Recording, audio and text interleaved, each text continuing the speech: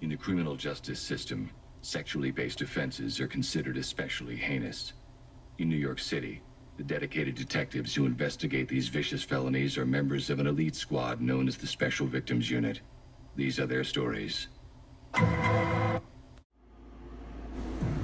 Miss Scarlet has been murdered. She drank a mysterious drink and died on impact. Professor Plum, how do you know Miss Scarlet?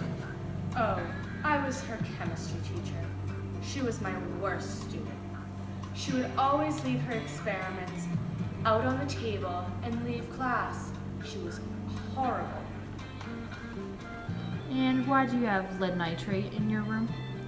I have lead nitrate because I was working in the study with lead 2 nitrate solution with a molarity of 0.2 to 0.3. All right, that's all we're gonna have for today, Miss Plum. Thank you for coming in.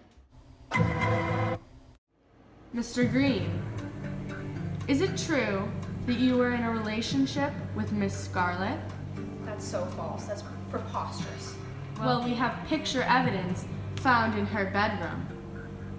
Those are definitely fake. I would never do that. Why do you have solutions of lead nitrate though? I'm a photographer. I need it for my darkroom. Do you happen to know the molarity of such lead nitrate? 0.05 to 0.15 molars. That's all we'll need to know. Thank you. Colonel Mustard, could you tell me a little bit about yourself? Well, I like to make explosives and despise people who have opinions on left-wing politics. Would you say you hate Miss Scarlet because of her left-wing politics? Of course. But would you take that to killing her? Of course not. That's not a reason for murder. Well, could you tell me why and how many molars you have of lead nitrate? I have it. I don't know why, honestly, but I know that it's in excess of 0.3. All right, we're gonna have to take you in, Colonel Mustard. Miss Scarlet has been killed.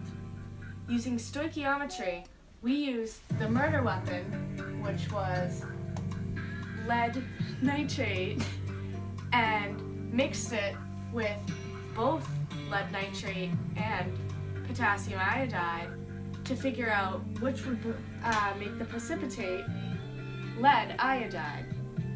By using stoichiometry, we took 2 trials, one giving us 35 grams of lead iodide and one giving us 32 grams of lead iodide, converting it to moles of lead iodide and then to moles of potassium iodide, giving us this very small number, dividing it by liters to get our molarity of 0.38.